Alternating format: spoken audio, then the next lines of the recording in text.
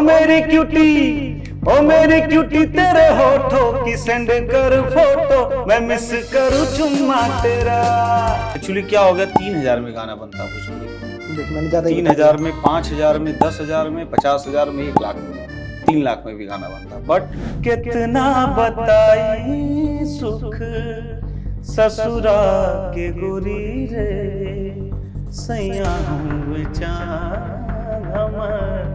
हम हई चकोरी रे। इतना अच्छा खासा लाइफ छोड़ के, पैकेज छोड़ के, इंजीनियर बन के, HCL जैसे कंपनी में हम जॉब करके छोड़ के चले आए। बच्चे जो मेरे साथ के 2-2.5 लाख कम से कम मंथली कमा रहे हैं आज के डेट में, और हम तो साला 5,000 रुपए के लिए जो होता है। तो फिर शादी होने के बाद कहाँ 2-3 महीने आप रियाज कर सकते हैं भाई, पत्नी को समय देना होता है। और जो टीवी पे आप पहला राउंड देखते हैं, वहां तक पहुंचने के लिए आपको 12 से 14 राउंड देखना पड़ता है। उससे पहले तुमसे बढ़कर दुनिया नेक्स्ट ऐसे होता है। ओ रंगरेज तेरे रंग दरिया में डूबना है बस तेरा बनके, है नहीं रहना दूजा बनके। क्योंकि अब तो बीबी हो गई, तो ऐसा नहीं होता है कि कल वीडियो देखे कहे बहुत चिपकत नहीं बड़ा मरवाएंगे ये तो। हमारी टीम आपको देगी गाना, और पूरे पैनलिस्ट बैठ के सुनेंगे, चैनल के लोग सुनेंगे, जी के लोग, प्रोडक्शन वाले सुनेंगे, क्रिएटिव टीम सुनेगी, मेंटोर सुनेंगे, ग्रूमर सुनेंगे, और जो उस्ताद लोग होते हैं वो सुनेंगे। अरे बाप, पानी वानी पी रहा था स्पॉट दादा से पानी मांग करके, तो पीछे से आते हैं सचिन जिगर जी, और उसमें से सचिन जी कंधे पे हाथ रखते हैं, और मिश्रा जी कैसे हैं, और रई रई रई रई रई रई रई रई रई, हाँ रई रई रई रई रई रई रई रई रई।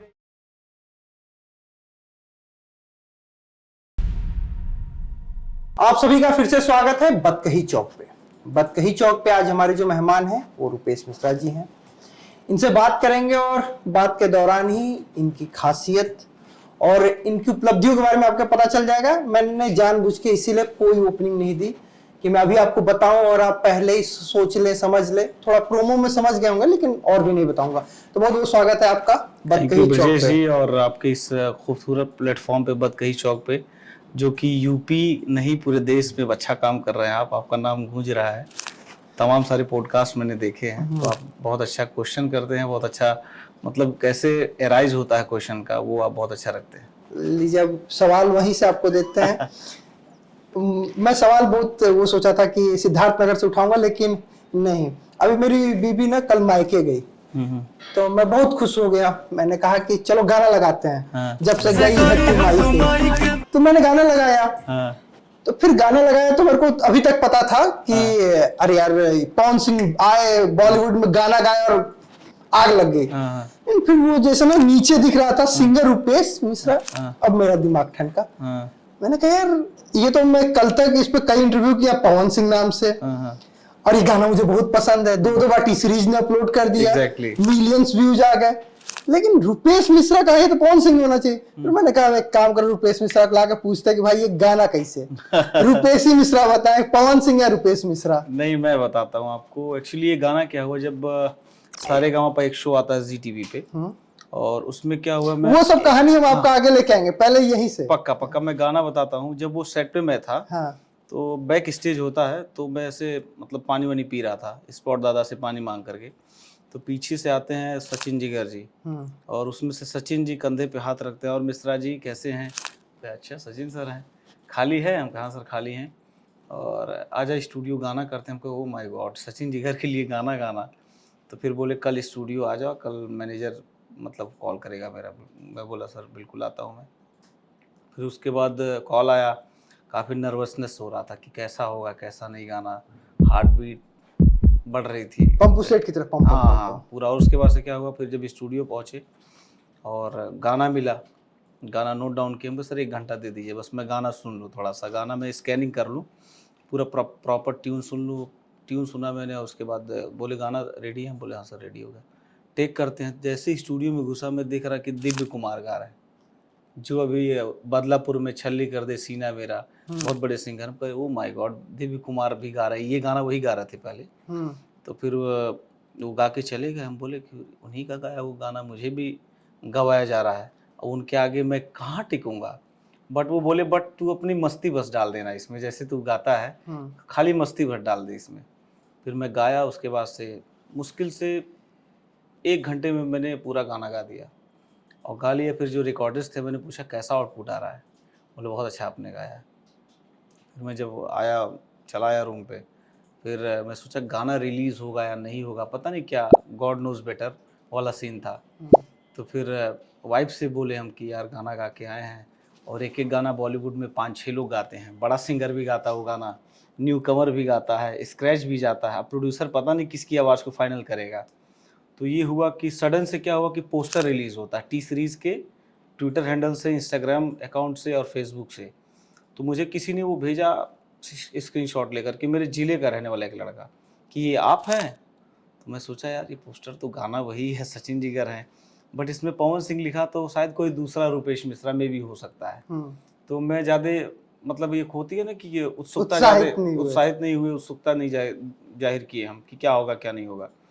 तो फिर उसके बाद से फिर कॉल आता उनके मैनेजर का, अरे मिश्रा जी बधाई हो। हम कहे कैसा सर, अरे आपका पोस्टर आ गया भाई। तो बोले कौन सा पोस्टर सर? हम बोले, तो बोले कि चुम्मा सॉन्ग करके आ रहा टी सीरीज से।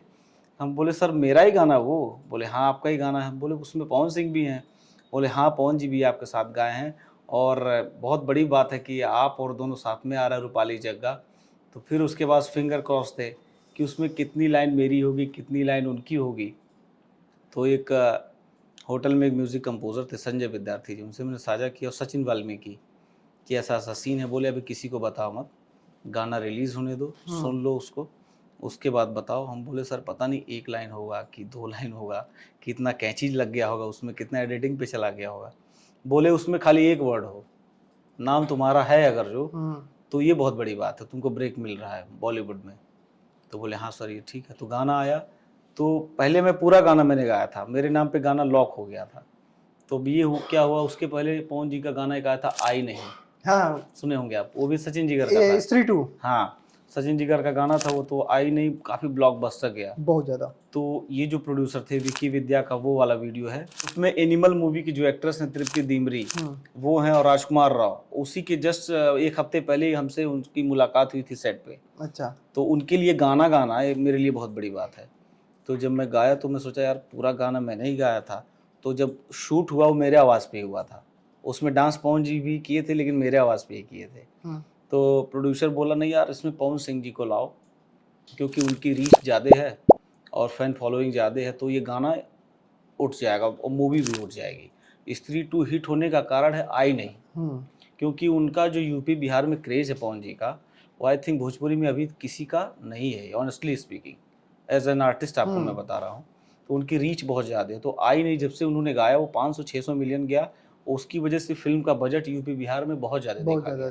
तो यही दिमाग वो प्रोड्यूसर भी लगाया कि पवन जी को लाते हैं और उसी मूड मिजाज का गाना है वो उसको करते हैं और होता है। तो फिर आया पवन सिंह जी का स्टार्टिंग वाला लाइन आता है, फिर हुक लाइन मेरी आवाज़ में उनके साथ चिपक के चलती है, फिर बीच में आती है, और फिर जो फीमेल पार्ट है रूपाली जग्गा है और मनसा जिम्मी।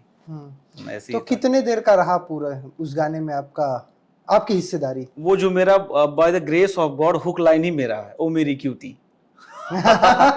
जो पंच लाइन है वो मेरा ही है।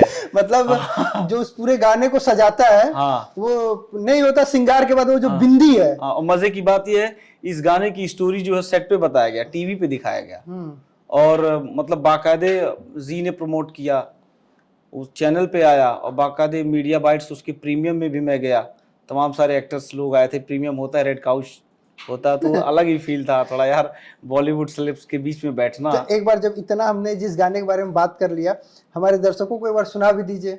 बिल्कुल मैं सुना देता हूँ। हो जब से गई है तू माई के, मैं बैठा ना नहाई के, भूला मैं स्वाद भी जाई के, क्या हुआ वो तेरा वादा रो रो के हुआ मैं आधा, जान ले ले मुंह दिखाई के, ओ मेरी क्यूटी, ओ मेरी क्यूटी, ओ मेरी क्यूटी तेरे होठों की सेंड कर फोटो, मैं मिस करूं चुम्मा तेरा। ओ मेरी क्यूटी तेरे होठों की सेंड कर फोटो, मैं मिस करूं चुम्मा तेरा। वाह। तो वैसे एक बात और है कि आज के दौर में ऐसा माना जा रहा है कि जब से स्त्री 2 में पवन सिंह ने गाना गाया कि आपको सॉन्ग हिट कराना है तो भोजपुरी तड़का मारिए। बिल्कुल बिल्कुल सही बात। और उसके बाद ऐसा लग रहा है कि डिमांड बढ़ सी गई है बिल्कुल सबके पास। तो उसके बाद आपके पास कुछ ऑफर आया या नहीं है? बिल्कुल, मैंने काफी सारे काम किए भोजपुरी इंडस्ट्री में भी, और बाकी भोजपुरी में गाता हूँ। बॉलीवुड में भी डिमांड बढ़ गई है हाँ, भोजपुरी बढ़ की। गई है डिमांड। अभी सचिन जिगर के लिए एक और मैंने गाया, सोलो अच्छा। गाया। हाँ, उन्हीं के लिए इसी नंबर, डांस नंबर ही, और यूपी बिहार का, और मतलब जिसको भोजपुरिया मिजाज बोलते हैं, वो अंग आपको देखने को मिलेगा।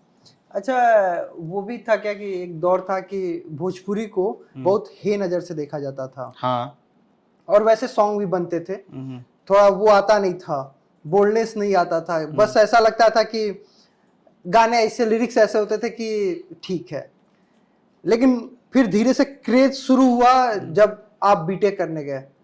वो क्रेज, वही क्रेज का दौर था। दो मतलब आप बात कर लीजिए 12, 13, 14, 15 का जो दौर था, इसमें बॉलीवुड के साथ भोजपुरी को भी अच्छा हाइप मिला। और आज आप लंदन में भी चले जाइए, कमरिया करे लापा लॉप लॉलीपॉप लागेली, ये गाना जरूर शादी में बजेगा। बजेगा, तो इंटरनेशनल फेम गाना है पहुंच जाएगा। और आई थिंक, मुझे नहीं पता कि किसी की शादी ये गाना बिना बजे हुए होती है। तो वही कह रहा हूँ, ये गाना जब बजेगा किसी की शादी में, तब वो समझ लीजिए शादी कंप्लीट है। हम लोग के यहाँ शादी का वीडियो बनता था तो एक दो गाने फिक्स थे जो लगना है, उसी तरह ये गाना फिक्स है, डीजे पे बजना है। मतलब फिक्स ऐसा है कि वेल एजुकेटेड पर्सन के यहाँ भी बजेगा ये, एक देसी मिजाज के इंसान के यहाँ भी घर बनेगा, और जो मीडियोकर है उसके घर भी बजेगा, लास्ट में जाते जाते जब तक। लेकिन अब वो चीज, यही डिमांड बॉलीवुड में होने लगी है। हाँ, होने लगी है। ये ऐसा क्या हो गया कि ज्यादातर जो मूवीज आपकी हिट होती हैं बॉलीवुड की, अगर यूपी बिहार उसको हाथों में ले लिया तो मूवी हिट है, और कोई राज्य ले या ना ले, यूपी बिहार बेस्ड अगर कितनी भी हिस्ट्री आप उठा के देखेंगे इंडियन फिल्म इंडस्ट्री की, तो वो मूवी हिट है, अगर यहाँ से बिलोंग कोई स्टोरी है। मैं गलत कर रहा हूँ या सही, आप बताइए। ना, एकदम नहीं। अब ये गाना आया था जेकर बाग का करेजा लेकर ऊपर वाला भेजा, गैंग्स ऑफ वासेपुर आप देख लीजिए, और तमाम सारे अभी मिर्जापुर वेब सीरीज देख लीजिए, तमाम सारे, तो जो भी रिलेटेबल है यहाँ से, यूपी से, बिहार से, वो पूरा हिट है। और यहाँ का जो फोक कांग है, अवधी जो है, और पूर्वी जो है, छपरैया जो है, नेक्टा जिसको बोलते हैं, कहरऊआ धोबियाऊं, फास्ट जो नंबर होता है, मिर्जापुरी कजरी होता है, और बुंदेलखंडी जो होता है, ये अंग जब समावेश होता है तो मिल करके जो है अलग साउंड आता है। हाँ, क्योंकि कई सारे गाने उठाए गए, जो मुन्नी बदनाम हुई है यहीं से लिया गया है, डार्लिंग तेरे लिए, यहीं का ट्यून है, फोक का ही अंग है वो। और ये चलत मुसाफिर मोह लिया रे पिंजरे वाली मुनिया, तुझको बना करके ले जाएंगे बदरी की दुल्हनिया, इसी पे के तो है। ये सब सारा अंग ने लड़ जी है मनवा में कशक होइबे करी, ये सब यूपी बिहार का अंग है। इतना अच्छा हमारे पास थीम है, फॉग है, हमारे पास रिदम है, आर्टिस्ट अच्छे अच्छे हैं, फिर क्या जरूरत पड़ जाती है कि तार लहंगा उठा दे रिमोट से? क्या बात है, बहुत अच्छा क्वेश्चन आपने पूछा। एक्चुअली क्या है कि बीच में भोजपुरी का जो चलन हुआ, जैसे आपने कहा तोहर लहंगा उठा दे रिमोट से, with due respect Ravi ji का ये है, उसमें एक्ट किया हुआ है, उनका गाया हुआ नहीं है, गाया हुआ विनोद राठौर जी का, जो बॉलीवुड सिंगर हैं, तो उनका गाया हुआ है। तो रवि जी ने कई सारे पॉडकास्ट में, मीडिया हाउसेज में इसके लिए सफाई दी और माफ़ी भी मांगा कि हो गई गलती भाई, छोड़ दो लोग हमके, वो बोले हैं, क्योंकि वो इसमें वर्तमान सांसद भी हैं, तो वो बोले हैं। बट उन्होंने जो काम किया, साफ सुथरा काम किया, जहाँ तक रवि जी हो गए, मनोज जी हो गए। बट बीच में जो इधर पीढ़ी आई, अभी जो चल रही है फेम के लिए, कुछ भी उठा करके गा देना। अरे आप देखिए भोजपुरी में तार फुलल फुलल फुलौना फाट जाई, हाँ, ये कौन सा गाना है? ये लिरिक्स क्या है? लिखने का मतलब क्या है? अब एक्चुअली क्या, जो नए सिंगर होते हैं, जो सीखे पढ़े नहीं होते हैं पद्धति से संगीत, जो गुरु शिष्य की परंपरा में नहीं रहते हैं, उनको क्या होता कि थोड़ा बहुत नेचुरल गिफ्टेड आवाज़ मिल गई, वो क्या करते हैं, ऑटो ट्यूनर लगा के आवाज़ में मिक्सिंग मास्टरिंग कर देंगे आवाज़ का, और सोचेंगे कुछ भी लिरिक्स गा दो प्रसिद्धि के लिए, जल्दी हम भी फेम पा जाए, जल्दी नाम मिलने लगे हमको, तो कुछ भी लिरिक्स उठा करके वो गा देते हैं। एक चीज़ और है कि जो छोटे जनपद में, कस्बे में, वो जो वीडियो रिकॉर्डिंग करने वाला होता है, 5,000 में भोजपुरी एल्बम जो बना दिया जाता है, मैं ये उसी- भी एक मैं कमी है उस- क्या? मैं उसी पे आ रहा था, हम्म। उसी पे मैं आ रहा था। एक्चुअली क्या हो गया, 3,000 में गाना बनता भोजपुरी का, देखिए मैंने ज्यादा ही बता 3,000 में, 5,000 में, 10,000 में, 50,000 में, 1 लाख में भी, 3 लाख में भी गाना बनता। बट जो नए बच्चे हैं, जो 20, 22 और 25 की एज में हैं, वो उनके पास कमाई का स्रोत होता नहीं है। वो तो क्या करते हैं, पॉकेट मनी से 3,000 लिए, भैया कोनो ऐसा गाना लिखा कि एकदम हिट हो जाए दिया। पहलवे गाना में। तो हिट हो जाए मतलब कैसे, कुछ भी लिख दीजिए भैया, एकदम पूरा तोड़ फोड़ लिख दीजिए। तोड़ फोड़ मतलब क्या हो गया, वही भाषा हो गया जैसे आपने अश्लीलता। कहा, तार फुलल फुलल फुलौना हो गया। हम्म। तो ये क्या हो गया, नए सिंगर जो हैं इसको जल्दी प्रसिद्धि पाने के चक्कर में भोजपुरी भाषा को खराब कर रहे हैं। और जबकि भोजपुरी भाषा बड़ी पवित्र भाषा बहुत है पवित्र भाषा। और इतनी मिठास है उसमें। अभी मैं आपको वो अंग सुनाऊंगा, क्या क्या अंग होता है, वो आप वर्जन सुनिएगा और आजकल के गीत सुनिएगा। और इसमें मैं नाम नहीं लेना चाहूँगा, इसमें बड़े स्टारों का भी जो वर्तमान में है, उनका भी कहीं ना कहीं जो है दोष है। देखिए ना, मेरे को पूरब का बेटा, मैंने एक एल्बम हाँ, सुना है, चढ़ देना मार दिली खींच के तमाचा, हाथ में लेके पेप्सी कोला, जब से ऊपर वाली से जान छूटल, सामने वाली से नैनाचार हो गए, रिंकिया के पापा। तो आप पूरा करीब 13-14 वो गाना है, उसमें आप 6 गाने उठा लीजिए, ऐसा कि उसके लिरिक्स आप आज भी एक बार पढ़ेंगे तो ये क्या है। बिल्कुल सही कहा। और पूरब के बेटा जो है वो दिल्ली के जो सांसद हैं, उनका है मनोज तिवारी जी का। हाँ, देखिए पूरब के बेटा क्या बहुत फेमस एल्बम रहा है। और मनोज जी जो है, मतलब भोजपुरी में जैसे एक सुरीला आर्टिस्ट अगर कोई आया भोजपुरी इंडस्ट्री में एल्बम के थ्रू, तो मनोज जी पहले सिंगर है। उन्होंने भोजपुरी को खड़ा किया है म्यूजिक इंडस्ट्री वाइज, क्योंकि भोजपुरी कुछ समय तक म्यूजिक इंडस्ट्री विलुप्त हो गई थी। वो पुराने एक्टर थे कुणाल सिंह जी जो आते थे, उस समय नदिया के पार चलता था, गंगा माई तुम्हें पियरी चढ़ाई वो, ये सब सिनेमा आती थी। भोजपुरी का दोहन शुरू हुआ, वो यही दौर था। हम कहते हैं कि भोजपुरी को फिर से हाइप दे दिया गया, बढ़ा दिया गया, लेकिन नहीं, यहाँ से वो लाइन दी गई कि आप ऐसे लिरिक्स को गाइए, आप ऐसे लिरिक्स को यूज कीजिए। तो उदय होना तो कहा जाए कि पूरब के बेटा से उदय हुआ भोजपुरी का फिर से, लेकिन कहीं ना कहीं उस तरफ उदय हुआ जहां अश्लीलता था। पूरब के बेटा का जो एल्बम आप कह रहे हैं कि दोहन जो शुरू हुआ, बिल्कुल एग्री करता हूं मैं, क्योंकि वहां से एक चलन एस्टेब्लिश हुआ कि नहीं ऐसे हम करेंगे, ऐसे तो लिरिक्स का है। हाँ ऐसे हो सकता है, ऐसे हो सकता है।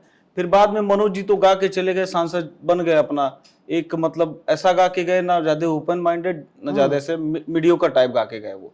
और अच्छा शालीन भी गाना उन्होंने गाया है, कितना बताई सुख ससुरा के गोरी रे, ये सब उनके ही गाने, कितने अच्छे अच्छे गाने हैं। मैं आपको गा के सुनाता हूँ।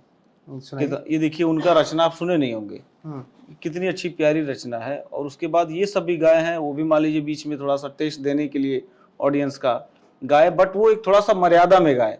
बट और जो लोग वहां से शुरू किए, मैंने कहा ना, एक लाइन दिखा दिया गया ना कि अब हल्का से उन्होंने ओपन हुआ, अब पूरा लोग ओपन माइंडेड हो गए, पूरा ओपन माइंडेड हो गए। लेकिन उनका एक गाना ये सुनिए, कितना अच्छा उन्होंने गाया है।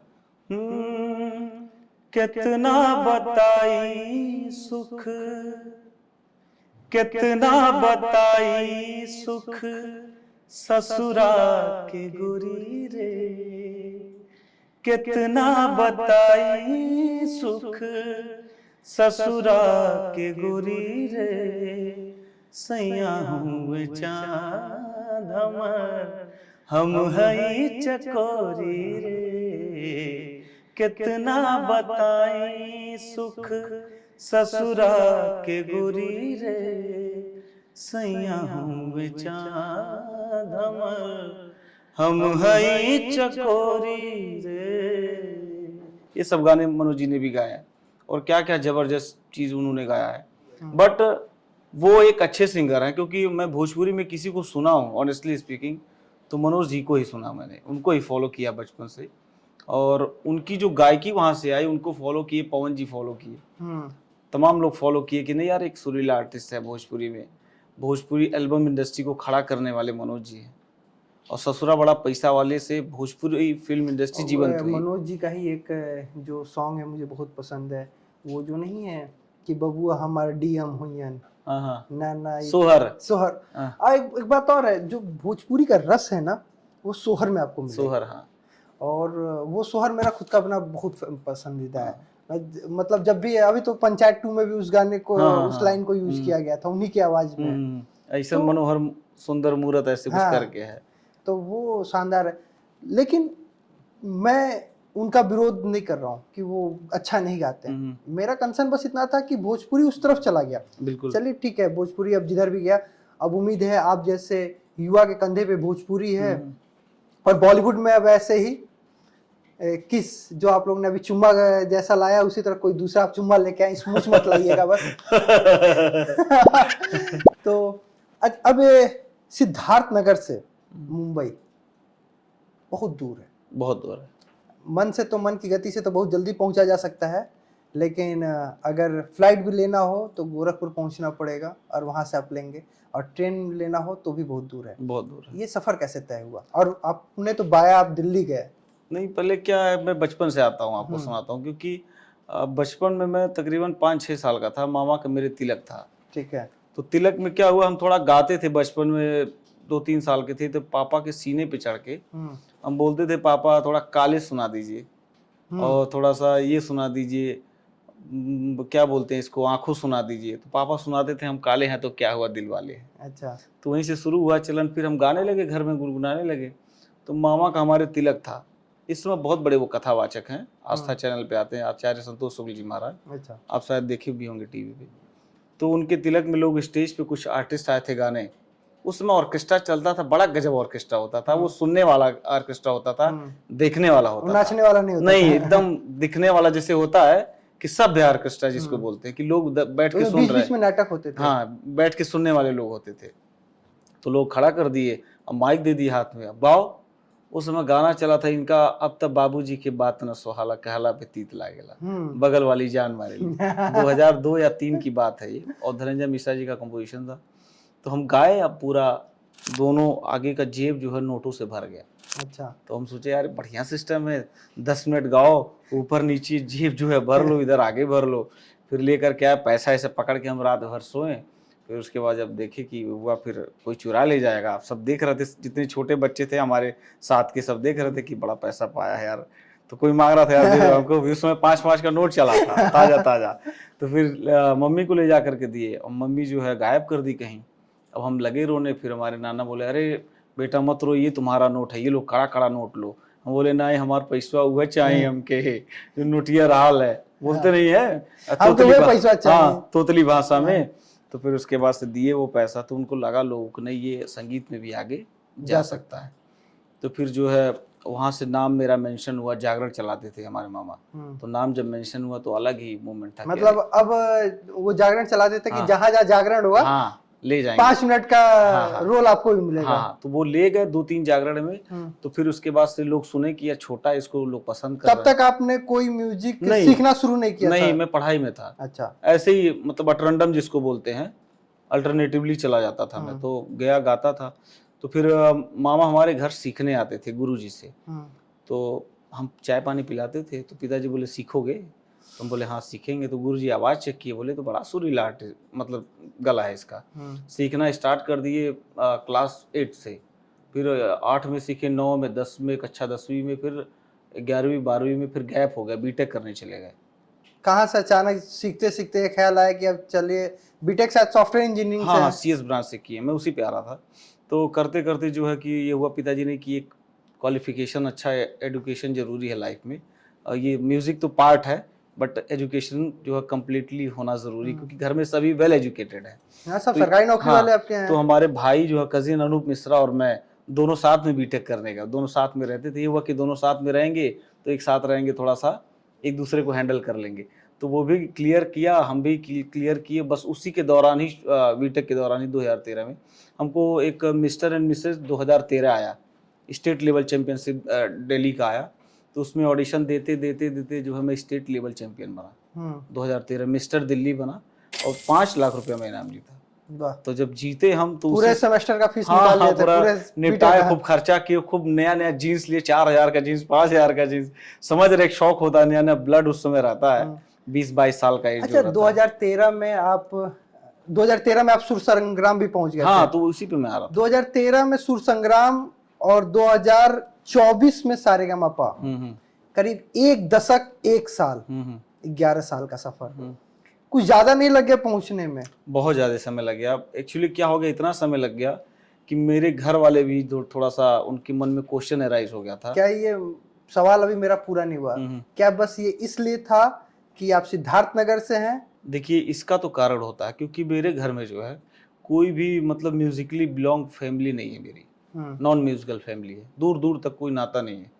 और क्या होता है म्यूजिक इंडस्ट्री में, फिल्म इंडस्ट्री में थोड़ा सा आपका पीछे सपोर्ट होना चाहिए, चाहे प्रोड्यूसर का, चाहे डायरेक्टर का, चाहे कास्टिंग काउच का, या म्यूजिक कंपोजर का। समझिए चीज़ों को, हमारा कोई नहीं, हमको जिसको बोलते हैं ना, हम रेंग रेंग के आगे बढ़े हैं, लोग चल के आगे बढ़े, हम रेंग रेंग के आगे बढ़े हैं। और मतलब जैसे बोलते हैं कि अपने ही तालाब जो है गड्ढा खाने, पानी भरे, उसके बाद पानी पिए, वही वाला सिस्टम था, सब खुद से ही किए। लेकिन बड़ा चैलेंजिंग रहा, बड़ा रिजेक्शन झेले हम, बहुत स्टूडियो टू स्टूडियो घूमे। बट थोड़ा सा ये होता था कि यार इतना अच्छा खासा लाइफ छोड़ के, पैकेज छोड़ के, इंजीनियर बन के, HCL जैसे कंपनी में हम जॉब करके छोड़ के चले आए। बच्चे जो मेरे साथ के 2-2.5 लाख कम से कम मंथली कमा रहे हैं आज के डेट में, और हम तो साला 5,000 रुपए के लिए जो मोहताज हो रहे हैं। हाँ, तो ये थोड़ा सा जब सोते थे दिमाग में चलता था तो रोना आ जाता था, आपसे बता रहे हैं। और जब ऐसा होता था घर वालों से कहेंगे नहीं, क्योंकि पिताजी से बोले थे कि हमको 2 साल का वो दीजिए, समय दीजिए कि बीटेक कर लिए हम, 2 साल हम म्यूज़िक थोड़ा समय देंगे, अगर नहीं होगा तो हम अपना जॉब करेंगे। बोले पिताजी ठीक है कोई बात नहीं। तो उस 13 के बाद हम काफ़ी शोज़ मैंने टीवी पे किया। सुर संग्राम 13 आया महुआ टीवी का, महुआ प्लस आया, बिग गंगा आया, आस्था चैनल आया। ऐसे ऐसे करते उस समय मार्केट अच्छा चल रहा था, 2019 तक चलता गया। बट 20 में जब कोविड लगा, उसके बाद से सारा जैसे स्टॉक मार्केट क्रैश हो जाता है, उसी हिसाब से मेरा कैरियर क्रैश हो गया 3 साल में।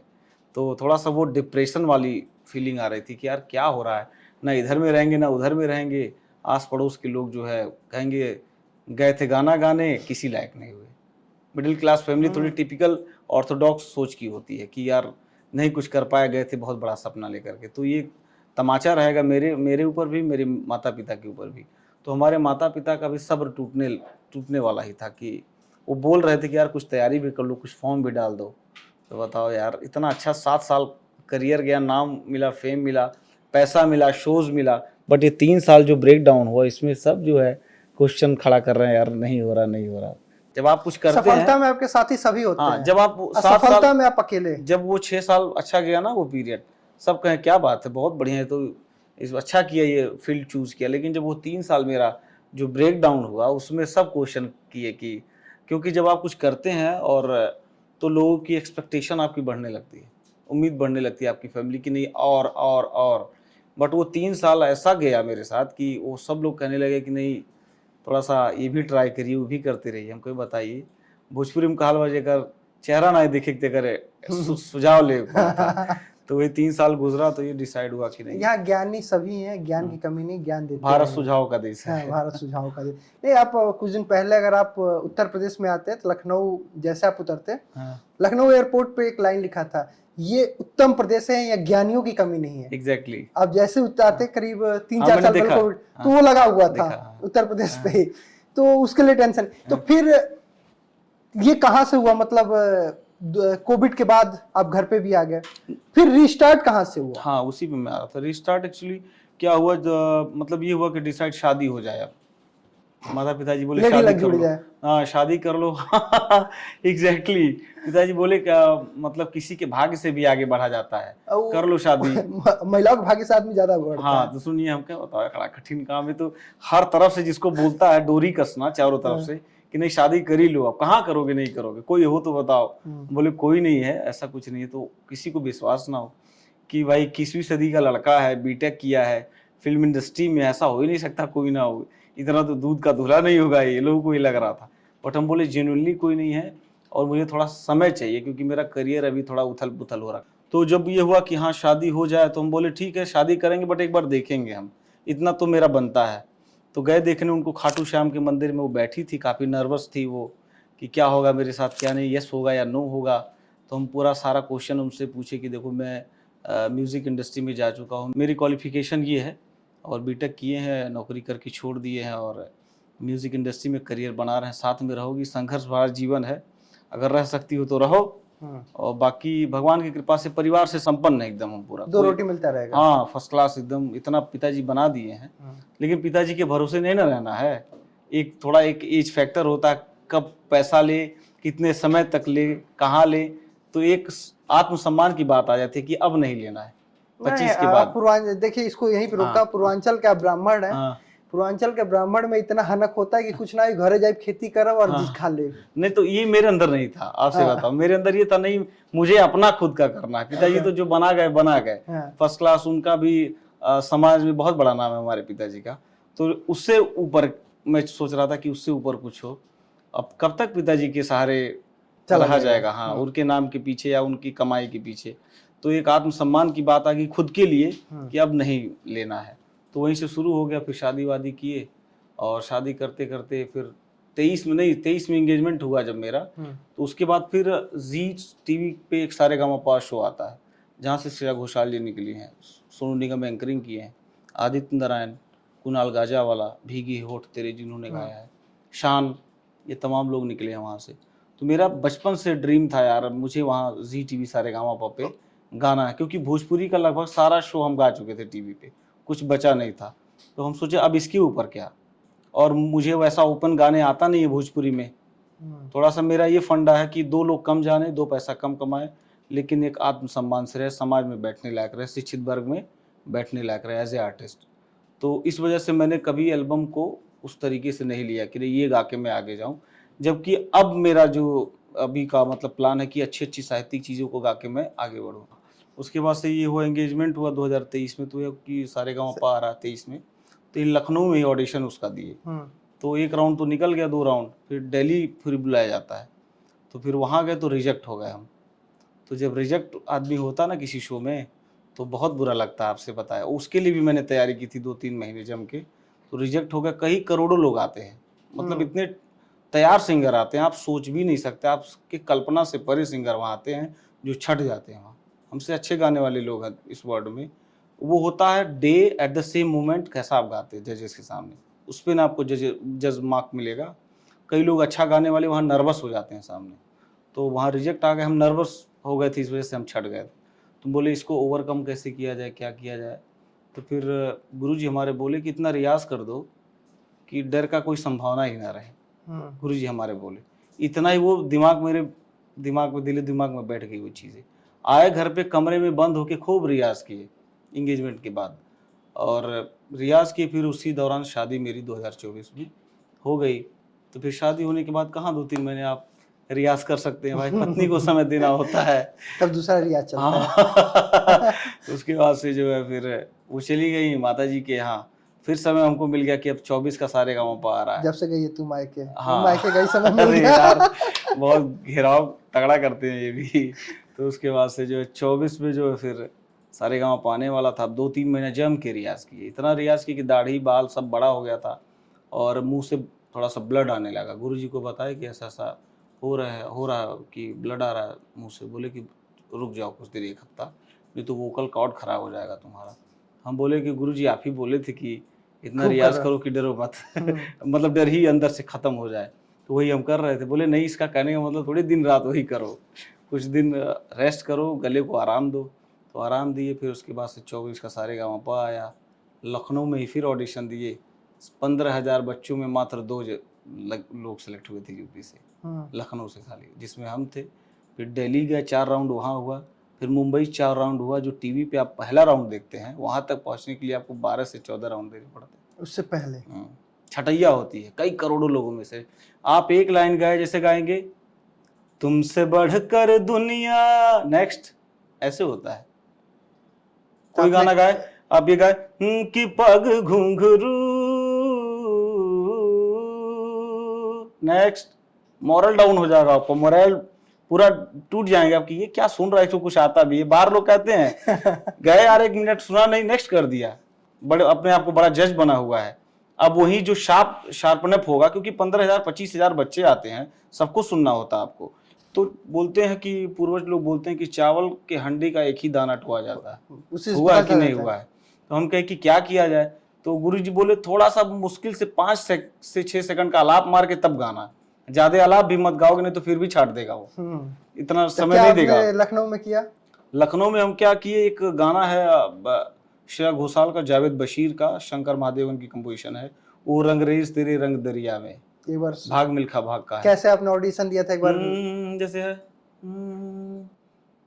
सारे रे गा रे मगा, इतना गाए, तो उसके बाद हमको नेक्स्ट उन्होंने नहीं किया, सारे रे गा रे मगा प म ध प म प ग म ग ग म ध प रे सा, फिर गाना शुरू हो गया, ओ रंगरेज तेरे रंग दरिया में डूबना है बस तेरा बनके, है नहीं रहना दूजा बन के, अपने ही रंग में हा मुझको रंग दे, धीमे धीमे रंग में हा मुझको रंग दे, सौंधे सौंधे रंग में मुझको रंग दे, रंग देना रंग देना रंग देना, ओ अपने ही रंग में, ये सब अंदाज जब रहेगा तो वो बोलेंगे बेटा नेक्स्ट राउंड में आओ। अच्छा, तो उसी दिन क्लियर हो गया कि बोल दिया कि नेक्स्ट राउंड? हाँ, नेक्स्ट सेकंड राउंड में आओ, सेकंड राउंड क्लियर किए, थर्ड राउंड क्लियर किए यहाँ से, जब थर्ड राउंड में आप यहीं जाएंगे ग्राउंड ऑडिशन में, कम से कम 6 गाने सुनेंगे, अलग अलग तरीके का, कुछ फास्ट नंबर सुनाइए, कुछ थोड़ा पुराने गाने आ जाइए, कुछ 90s के आ जाइए, कुछ ब्लैक एंड व्हाइट जमाने के आ जाइए, और कुछ थोड़ा सा पंजाबी अंक सुनाइए, कुछ थोड़ा गायकी सुना दीजिए, कुछ ख्याल सुना दीजिए, ऐसे सुनते हैं लोग। कुछ भी फरमाइए, से होटल कुछ भी आपको गाना पड़ेगा, अगर तैयारी नहीं है आप नेक्स्ट हो जाएंगे, कितने भी बड़े अच्छे तैयार सिंगर हो, गलेबाजी हरकत और सरगम से नहीं होगा, एट द सेम मोमेंट उस स्पॉट पे आप कैसा गाते हैं। जैसे रेस्टोरेंट में हम जाते हैं, अच्छा पापड़ कर देना, सलाद कर देना, मसाला चाट कर देना, ये कर देना, वैसे ही वैसे ही उसके पास से आप गए, और जब आप सिलेक्ट हो जाएंगे आपको बोला जाएगा कि यार कुछ इस अंक का सुना सकते हैं क्या, कुछ फोक और बॉलीवुड का मैशअप कुछ करके लाओ अगले राउंड में, आपको करना पड़ेगा अगर आपको आगे जाना है, क्योंकि अगर आप करके नहीं ले जाएंगे, अपनी वाली ले जाएंगे, तो अपनी आप तो ले जाइए। अच्छा, हमारे यहाँ बहुत लोग कहते हैं जैसे कि अरे ये सब क्या होता है, वो जो खड़ा है वो तो बस अपना ओठ हिला रहा है और पीछे से लिपसिंग कर रहा है और पीछे से बाद में गाना लगा दिया जाता है, ऐसा होता है क्या? नहीं नहीं, ऐसा कुछ नहीं होता। देखिए मुझे भी ऐसा लगता था, ऑनेस्टली स्पीकिंग, पहले सीरियसली लगता था, मैं बता रहा हूँ, क्योंकि मेरे साथ ऐसा हुआ नहीं तो मैं कहूंगा नहीं, बट ऐसा लगता था कि यार इतना पिच परफेक्ट कैसे गाते, इतना ट्यून कैसे रहता, आवाज पूरा बैलेंस रहता, आवाज कहीं हिलता नहीं है, सुर पिचिंग होती होगी या मिक्सिंग मास्टरिंग होती होगी या लिपसिंग करते होंगे। बट वहां जब हम गए तो वहां पता चला कि यार ये असली संगीत होता। 12-14 राउंड क्लियर किए जब, फिर उसके बाद ये हुआ कि नहीं आपको गाना है, और हम 150 गाने का लिस्ट बोले, सॉन्ग बैंक अपना दिखाइए, कितना बेस्ट आपका मटेरियल आप अपना दिखाइए। 150 गाने दिखाए, बोले नहीं बेटा इसमें से नहीं गाना है, ये जो आपका तैयार है हम जो देंगे वो गाना है आपको। अच्छा, तो गाना आप अपनी तरफ से नहीं गा सकते। तो आपको लिरिक्स याद, मतलब वो सब लिरिक्स याद करते हैं कि कहीं टीपीयूपी टाइप का चलता है? नहीं नहीं, उसी पे आ रहा हूँ, टेलीप्रॉम्प्टर नहीं चलता है, कभी भी नहीं चलता है। और कान में हेडफोन क्या लगा रहता है? वो ईयर वो रहता है, ईयर मतलब रहता है कि उसमें आउटपुट आता है कमांड पीसीआर से। हाँ नहीं नहीं, अरे क्या बात कर रहे हैं यार, ऐसा कुछ नहीं लगा रहता है। तो वो होता क्या है? वो होता है ये जो आपका कॉर्ड मिलता है, रिदम का, कीबोर्ड का, ड्रम का या बेस गिटार का, बोलते हैं कि इन ईयर बोलते हैं उसको, इसी कान से ही आउटपुट आएगा, क्या सुर मिल रहा क्या नहीं, उसी को फॉलो करते हुए गाया जाता है। और हमारे जो साउंड होता है फ्लोर, वो नहीं सुनाई देता हम लोग को, हम लोग इसको फॉलो करके गाते हैं। कान में म्यूजिक आया वो सुन करके ही गाना होता है, क्योंकि जो सामने का जो आउटपुट होता है साउंड, वहां से ऑडियंस सुनती है, जो फ्लोर पे होता है उसका लेवल बहुत कम होता है, तब जाके वो जो आउटपुट आता है टीवी पे तब अच्छा आता है। अगर आप पूरा ओपन आप रिकॉर्ड करोगे तो आउटपुट नहीं आएगा वो, तो इसी वजह से कान में इन ईयर लगाया जाता है। ये तकरीबन चालू हुआ 10 साल से, लगा रेगुलर रियलिटी शोज में चालू हो रहा है। तो पहले के रियलिटी शोज का आउटपुट देखिए, अब का देखिए, डिफरेंस आ जाएगा आपको नजर, बिकॉज ऑफ इन ईयर। और ये महंगा आता है, 1.5 लाख का आता है, कोई 75,000 का आता है, कोई 65,000 तोड़ा का। कि नहीं? हाँ, एक भी तोड़ा कि नहीं आपने? अरे गिर गया था फ्लोर पे, तो बोले कि अरे तुमको देना पड़ेगा, नोटिस आ जाएगा, तुम्हारे नाम पे मेल आ जाएगा। हम कह रहे सर मुझे नहीं पता था। तो क्या हुआ फिर जब वो पहुंचे, 150 गाने हम दिए लिस्ट, बोले इसमें से नहीं आपको गाना है, हमारी टीम आपको देगी गाना, और पूरे पैनलिस्ट बैठ के सुनेंगे, चैनल के लोग सुनेंगे, जी के लोग, प्रोडक्शन वाले सुनेंगे, क्रिएटिव टीम सुनेगी, मेंटोर सुनेंगे, ग्रूमर सुनेंगे, और जो उस्ताद लोग होते हैं वो सुनेंगे। हम कह अरे बाप रे, अब बीच में आपको खड़ा कर दिया जाए, ऐसे 30 लोग कुर्सी लगा के बैठ जाए, धुरंधर लोग भारत के, आप ना चाहते हुए भी नर्वस हो जाएंगे। एकदम सही बात है। कितने भी तैयार आर्टिस्ट हो आप, थोड़ा बहुत नर्वसनेस तो हो ही जाएगा। तो ये हुआ, क्या सुनाओगे तुम? बोले सर इन्होंने दिया था फोक और बॉलीवुड का मैशअप करके, तो मैं कुछ प्रिपेयर करके लाया हूँ अपने तरफ का, और कुछ बॉलीवुड का अंग मैंने मतलब उसमें जोड़ा है। बोले सुनाओ। तो वो एक बालेश्वर यादव जी गाजीपुर के बहुत अच्छा बिरहा गाते थे, पद्म भूषण बालेश्वर यादव जी, बिरहा के बहुत शानदार गायक थे। तो वो शास्त्रीय संगीत नहीं सुने हुए थे, तो वो जब शुरू करते थे वो रई रई रई करके गाते थे। वो उनका पिकअप लाइन होता था कि रई रई रई। लोग शास्त्रीय संगीत में आलाप करते हैं तब गाते हैं, बंदिश गाते हैं, ख्याल गाते हैं, कुछ भी गाना गाते हैं, तो रई रई जब कर लेते थे तब अपने गाने को वो स्टार्ट करते थे। तो वो रई रई वहाँ से मैंने उठाया। और एक मोहन राठौर जी हैं, फोक सिंगर हैं, भोजपुरी के बहुत बड़े, सुर संग्राम के विनर रहे। तो उनको मैंने कॉल करा, भैया इसमें क्या कर सकते हैं? तो बोले ये बालेश्वर यादव जी का ये उठा सकते हैं, और इसमें आप कुछ अंग लगा दीजिए, अपना गायकी का आप सीखे हैं, क्लास है आप में, आप गा सकते हैं जोड़ के। तो मैंने तैयार किया था, वो मैंने उनको सुनाया जब, तो काफ़ी इम्प्रेस हुए। तो बोले यही आपको गाना पहले राउंड। क्या गाना था? तो ये मैंने डिज़ाइन करा था रई रई करके, कैसे इसका सीक्वेंस देखिए कैसे है। तो मैं सोचा था कि रई रई को ऐसा बोला जाए, इतना फास्ट उसका जबान तोड़ करके कि मजा आ जाए सुनने में, यार कितना स्पीड में बोल रहा है। तो मैंने कैसे गाया था, और रई रई रई रई रई रई रई रई रई, हाँ रई रई रई रई रई रई रई रई रई रई। इसी रई रई को करने को मुझे 1 हफ्ता लग गया। अच्छा, अभी रई रई कैसे बने, जबकि ओरिजिनली ऐसे नहीं है। तुम सोचे कुछ नयापन इसमें जो है ऐसा डाला जाए। बालेश्वर यादव जी ऐसे गाते थे, हाँ रई रई रई रई रई रई रई, हाँ रई रई रई, ऐसे गाते थे। तो मैं सोचा इसको कुछ मॉडर्नाइज किया जाए। हाँ, तो फिर हम ऐसे गाए, और रई रई रई रई रई रई रई रई रई, हाँ रई रई रई रई रई रई रई रई रई रई रई। अरे चोरी घुसखोरी इसी तरह से बढ़ती रही तो हर चोरों और घुसखोरों को हथकंडा लगा दिया जाएगा, और सैंडल की ऊंचाई इसी तरह से बढ़ती रही तो हर चप्पल के नीचे अब डंडा लगा दिया जाएगा। अरे रई रई रई रई रई रई रई रई रई रई रई, हाँ रई रई रई रई रई। फिर गायकी अंग, आरा जईबू कि पटना जईबू की जईबू खरुल्ला में, अरे काहे जिलेबी के तरसे लुगुर की, बड़ा मजा रसगुल्ला में। फिर उसमें जोड़े, मधुआ पी के प्रेम का हम है तनिक बोरा ऐसे, रेबो मसू का यार हम है बीच में ना आए रे। ऐसे जोड़ करके मैंने कहा, जब आपने इतना शानदार जोड़ा तो सिलेक्ट तो होना ही था। तो ये मैंने गाया वहां, और बुखार हो गया था हमको। तो डॉक्टर को दिखाया, वो बोला कि पैरासीटामोल खा लेना 1 घंटे पहले, इलेक्ट्रॉल पाउडर पी लेना, उसके बाद गाना, एनर्जी आ जाएगी। तो वो मैं बुखार में गाया था वो एपिसोड, पहला एपिसोड। तो फिर मैं भावुक थोड़ा हो गया था कि हे महादेव ये क्या हो रहा है। कहा गया कि पूजा के दिन बकरिए गायब, वो वाला हाल हो गई। तो हम कहे मेन दिन गाना है, आज ही तबीयत खराब हो गया। फिर गाय किसी तरीके से पूरा हॉल गूंज गया, पूरे ऑडियंस खड़ी हो गई, जजेस खड़े हो गए, गुरु रंधावा थे, सचिन जिगर थे, सचित परंपरा थे, तमाम सारे दिग्गज लोग थे। बोले यार बहुत अच्छा अंदाज है, आप जाके कभी सोशल मीडिया में सुनिएगा ये गाना, आपको बहुत आनंद आएगा। तो वहाँ गाए। फिर उसके बाद से नेक्स्ट एपिसोड हुआ कि मेगा ऑडिशन हुआ।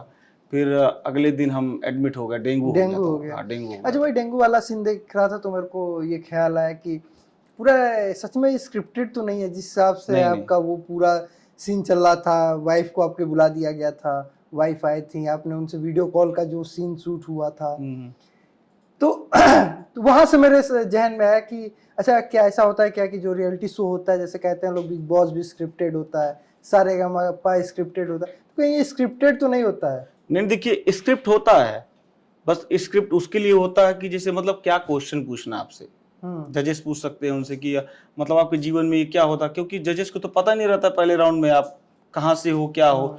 तो वो जो क्रिएटिव टीम होती है उनको बताती है सर आपको ये क्वेश्चन आप ये पूछ सकते हैं उनको, ये बोल सकते हैं कि कैसे क्या हुआ, क्या जीवन में हुआ, क्योंकि इनकी स्टोरी लाइन ये है जीवन की। जीवन इनका ऐसे बीता है, अप्स एंड डाउन्स ये हुए हैं। तो मेरे साथ क्या हुआ कि उन्होंने पूछा कि आप कहाँ रहते हैं, तो बोला कि मैं सर मुंबई रहता हूँ, काफ़ी सालों से संघर्ष कर रहा हूँ, अभी नई नई शादी हुई है मेरी और मेरी वाइफ गांव पे है, उसको मतलब छोड़ करके मैं यहाँ आया हूँ, अभी समय नहीं दे पा रहा हूँ और मुझे एक आइडल हस्बैंड बनना उसके लिए। तो बोले कि तो आप सुनाइए अपनी बीवी के लिए। तो मैं वो गाना गाया। उसके बाद से जो आपकी स्टोरी होती है वो रियल होती है। बस क्या करती है क्रिएटिव टीम, उसको ब्यूटीफाई कर देती है, मॉडर्नाइज कर देगी, थोड़ा सा उसमें अपना चीज़ें कुछ जिसको बोलते हैं कि हाँ स्क्रीन पे अच्छा दिखे। क्योंकि रियलिटी शोज क्या होता है, एक it's called business show business जिसको बोलते हैं, कि उसमें जो पैसा लगाएगा 250 करोड़ 300 करोड़, उसको कुछ चाहिए कि नहीं चाहिए। अच्छा, तो ये बताइए, हाँ। उस समय का सेट पे आपको मतलब हीरो बना दिया जाता है, कपड़े उपड़े जूते उते सब दिए जाते हैं, एक फ्रेम भी अच्छा हो जाता है, मतलब आप अंदर क्या है ये आपको पता है, लेकिन एक समाज में, सोसाइटी में एक मैसेज सेट हो जाता है, एक ट्रेंड सेट हो जाता है, एक लैंडमार्क सेट हो जाता है कि यहाँ तक आपकी रीच हो गया, फाइनलिस्ट रहे हैं।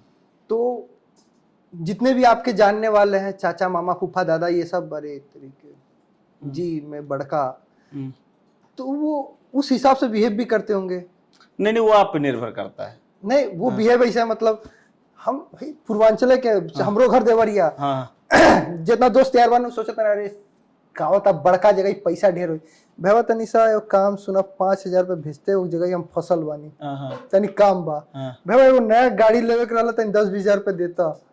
अरे क्या बताई साला, फटल बाटे पोजीशन, रेंट देवे के पैसा नहीं बा। तो ये कभी हुआ है? नहीं ऐसा कभी हुआ नहीं है, bye the grace of God कि पैसा अब जो है आना शुरू हो गया है। नहीं तो दोस्त तो पुराने होंगे ना। हाँ वो तो कहते हैं, वो छेड़ते हैं भाई कि अरे तेरी कुछ भेज दे यार 10-20 हजार, इतना पैसा कमा था कौन तोरे कभी है नहीं बहू नहीं बहू, क्या तफरी ले रहे हो यार तुम। तो जब फाइनलिस्ट में पहुंचोगे तब किसी का कॉल आया है, ते फाइनल पहुंच गए बड़े, हम तोरी खातिर पार्टी कर चाहता नहीं, दे पैसा। नहीं ऐसा कुछ नहीं हुआ, सब अपने से पार्टी दिए। कुछ दोस्त लोग थे हमारे, और हमारे दोस्त जो है समझ लीजिए हमारे चाचा के लड़के हैं, अनु मिश्रा जी हैं, और वो हमारे दोस्त भी हैं, भाई भी हैं, और मतलब वही हमारे जीवन में बाकी सबसे हाय हेलो है, सबसे मित्रता है, लेकिन ज्यादातर क्लोजनेस उन्हीं से है। सारा चीज वो जानते हैं और सब कुछ जानते हैं। बिहाइंड द कैमरा वो बैठे भी हैं, शायद चले गए वो अच्छा, एक चीज और रहता है कि आपका, मैंने देखा आपने 1-2 भोजपुरी सॉन्ग भी गाया है। होली का मैंने आपका देखा, आप स्विफ्ट डिजायर से उतरते हैं, मस्त। अरे वाह, पुराना दौर था, वर्ल्ड वाइड का रिकॉर्ड था, नया एल्बम में हम घुसे थे। मतलब देखना सब होता है, क्योंकि ये आप ही का दौर है, वो आपका कल था, ये आपका आज है। तो कल से आप न छुटकारा पा सकते हैं ना आज नहीं पा सकते, और यही आपका कल बनाएगा। तो चूंकि अब तो बीबी हो गई, तो ऐसा नहीं होता है कि कभी वीडियो देखे कहे बहुत चिपकत नहीं बड़ा मरवाएंगे तो ऐसा कुछ नहीं भाई। देखिए कितना भी कोई कह ले, आपको कोई दिक्कत नहीं है, बट अंदर कुंठा हो जाती है कि कुछ ज्यादा नहीं हो रहा है। अच्छा, एक चीज और, जिस हिसाब से जो मतलब कहते हैं मूवी का लाइन होता है, जो फिल्म इंडस्ट्री होती है, दिखावे की जो दुनिया होती है, उसमें ऐसा होता है कि आप 6-6 महीने किसी प्रोजेक्ट पे हैं, 2-2 महीने प्रोजेक्ट पे हैं, किसी फीमेल आर्टिस्ट के साथ हैं, तो बहुत से बात होना शुरू हो जाता है, बातें कई तरीके की बात होने लगती है। exactly. तो फोन उन चेक होता है कि नहीं आपका? मेरा तो नहीं चेक होता है, लेकिन ये है कि फोन मांगती हम दे देते हैं, क्योंकि ऐसा कुछ स्वभाव है नहीं मेरे दिलो दिमाग में, क्योंकि डिलीट कर देते हैं पहले। नहीं यार ऐसा कुछ नहीं है अरे ऐसा कुछ नहीं है। और ये ऐसा कुछ चेक नहीं होता है, क्योंकि वो जानती है हम कैसे हैं कैसे नहीं है। दूसरा फोन तो नहीं है? नहीं, 2 फोन तो है दोनों वो देख लेती हैं, हम दे भी देते हैं कि लो चेक कर रहा हूँ, चेक कर लो, क्योंकि काफी जो उसमें शोज में लड़कियां थी गाने वाली, तो दोस्त हो गई थी, बात होना स्टार्ट हो गया था व्हाट्सएप तो बहुत सा वर्ड चलता है, friend with benefit, situationship, relationship ऐसा कुछ नहीं, खाली फ्रेंड तक है, फ्रेंड्स विद बेनिफिट नहीं है। अच्छा ठीक है, ये सब मीडिया का है, मतलब मूवी का ही दिया हुआ वर्ड है। बिल्कुल, बॉलीवुड का दिया हुआ है, बॉलीवुड का दिया हुआ है जो आज समाज में चल रहा है। तो चूंकि आप वहां से, इसीलिए आपसे पूछना जरूरी है। नहीं हमारा क्या, थोड़ा हम बड़े आध्यात्मिक आदमी हैं, भले हम इस लाइन में हैं, हम इंजीनियर भी बने, फिल्म इंडस्ट्री में भी हैं, बट थोड़ा स्पिरिचुअलिटी को हम बहुत ज्यादा फॉलो करते हैं। किसकी ज्यादा आराधना करते हैं? गौरी शंकर महादेव। महादेव की। हाँ, गौरी शंकर महादेव और हनुमान जी महाराज, ये आराध्य हैं हमारे, और उनके सेवा में हम रहते हैं। 2 टाइम पूजा पाठ करते हैं। हमारी वाइफ भी ऐसी है, माला वाला करती है 2-3 टाइम वो, और सोमवार वो भी व्रत रहती है, हम भी व्रत रहते हैं। तो वो थोड़ा सा कहीं ना कहीं भगवान से ही कहते हैं, कहीं अगर गलती से गलत मार्ग में जाए तो वहां रोक लीजिएगा, हाथ पकड़ लीजिएगा, तुरंत त्रिशूल चला दीजिएगा। हाँ, तुरंत पकड़ लीजिएगा, पकड़ लीजिएगा तुरंत। तो ऐसी कृपा रही है कि हम कहीं भटके नहीं है अभी तक, और इतना सक्सेस पाने के बाद भी दिमाग बड़ा ठंडा है। ऐसा लगता है अभी कुछ किए ही नहीं जीवन में। नहीं, बहुत कुछ करना बाकी है। बहुत कुछ करना है। अब तो लगातार आपके शो हो रहे हैं, आज भी आपका शो है अयोध्या में। हाँ। तो कैसे अभी क्या है आगे, कहाँ तक? मतलब आगे ये तक है कि अच्छा संगीत सुनाना है, और साहित्यिक संगीत सुनाना है, और अच्छा ट्यून सुनाना है। साल में 2 ही 3 गाने हैं, लेकिन बढ़िया गाने आए, लोग सुने तो कहें यार क्या टेस्ट है, क्या मतलब काम किया गया इसमें, म्यूजिकली वाइज भी, ट्रैक वाइज भी, और एल्बम वाइज भी। क्योंकि आजकल ज़माना है रीच वीडियो का, जितना आप अच्छा और ज्यादा बजट लगाएंगे वीडियो में, उतना आपका व्यूज जाएगा। ऐसा लोग चुम्मा कहते को हैं। मैंने देखा टी सीरीज ने 2 बार अपलोड किया है। 2-3 बार हो गया। 3 बार हो गया? हाँ, 3 बार हो मैंने गया। 2 बार तक देखा और था। तकरीबन टोटल अगर आप स्पॉटिफाई और ऑडियो स्ट्रीमिंग प्लेटफॉर्म मिला लेंगे और यूट्यूब का, तो 150 मिलियन प्लस हो गया। आप देखेंगे उसका। मेरी बच्ची है उस पे, वो उसका फेवरेट सॉन्ग है। अच्छा, खूब उस पे डांस करती है। हाँ, तो वो चीज़ें हुई। और बाकी ये प्लान है कि अच्छा गाना है, और डिवोशनली भी बहुत अच्छा गाते हैं हम। अपने मुंह से नहीं कहना चाहिए, बट मैं डिवोशनल गाता हूँ, सूफी गाता हूँ। तो उस पे कोई एल्बम नहीं लेके आ रहा है? आ रहा है, एक श्री कृष्ण भगवान पे आ रहा है मेरा, और गाने की बोल है कि मैं राधा बन के रहूं तुम्हारी। एक बार हमारे दर्शकों को सुना दीजिए, इतना अच्छा जब सॉन्ग है तो वो भी सुनना चाहिए। रिलीज नहीं हुआ है अभी रिलीज नहीं हो रहा है? नहीं। चलिए, अभी ठीक है, आप लोग YouTube पे ही सुन लीजिएगा जब रिलीज हो जाए। नहीं तो अगली बार हम फिर बुला लेंगे, तब ये सुना लेंगे। तो अब आप भी उधर मुड़ने को सोच रहे हैं कि मुड़ चुके हैं? नहीं, मुड़ चुका हूँ मैं। खाटू श्याम का आ रहा है, श्री कृष्ण भगवान का आ रहा है, प्रभु श्री राम का आ रहा है, महादेव का आ रहा है। इतने 4 भजन में 4 मतलब रिलीज करने वाला। किसके साथ है ये सोलो है, कुछ डुएट है। अच्छा, मतलब किस एल्बम के लिए? टी सीरीज के है कुछ, इसके लिए जी के लिए है, कुछ सोनी के लिए है, बड़े बड़े मतलब जो भारत बड़े के, प्रोजेक्ट हाँ बड़े हैं। और उसके बाद से इसके लिए है एक आता है टिप्स। अच्छा, टिप्स पे है, टिप्स पे आए। पहले उसका सीडी जब आता था ना, वो कैसेट वाला, आगे पीछे वाला। एक सारेगामा है, उसके लिए आने वाले तक वो 5-6 रिकॉर्ड्स हैं जिसके लिए आने वाले। मैं खुद यूट्यूब चैनल प्रोडक्शन हाउस खोल रहा हूँ। अच्छा। हाँ, उस पे स्पॉटिफाई, अमेजन और हंगामा म्यूजिक सबका विंग का मैं ले लिया हूँ। तो वो बाकायदे मैं लॉन्च करूंगा, फिर मैं आपको जरूर बुलाऊंगा उसके सेरेमनी में। एकदम जरूर आ जाएगा। और हमारी आपको बहुत बहुत शुभकामनाएं उसके लिए, कि आप आगे जाएं, और जल्द ही आपके जो हिट सॉन्ग की एक लंबी फहरिस्त के साथ हम फिर बैठे आपके साथ और बात करें। तो बहुत बहुत धन्यवाद ब्रिजेश जी। आज हमारे साथ बदकही चौक पे बतौर मेहमान रुपेश मिश्रा जी थे। हमने इंट्रो तो बताया नहीं था, आपने बहुत कुछ जान लिया होगा, और फिर बैठेंगे और भी बहुत कुछ जानेंगे। आपको ये वीडियो कैसा लगा कमेंट करके बताइएगा। दोस्तों को अपने वीडियो फॉरवर्ड करना मत भूलिएगा। मुझे दीजिए इजाजत। राम राम।